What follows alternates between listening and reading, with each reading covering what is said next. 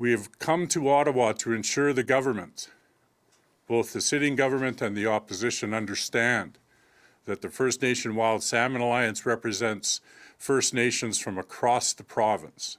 The representatives here today represent in total over 50 First Nations, and the ones that were unable to make the trip would bring this number up to 70.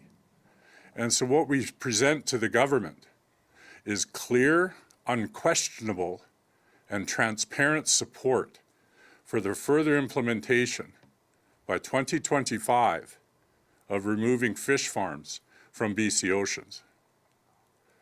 We delivered the message of zero support for the Canadian Science Advisory Secretariat risk assessments of fish farms and disease, pathogen, and sea lice to wild salmon.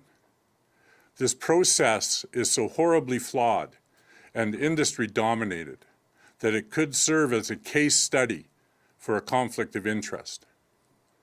The chiefs of the Wild Salmon Alliance call upon the Auditor General to revisit the examination of DFO science that was conducted in 2018. We call on the Public Service Commissioner to also join the Auditor General and take a look at what has been happening in the Canadian Science Advisory Secretariat. As part of DFO's fish farm transition planning process, one of the stated goals is to rebuild trust and transparency for DFO science. The very fact that this is one of the stated goals clearly demonstrates to the chief standing here with me today that there is no trust, that we have experienced very little, if any, transparency whatsoever.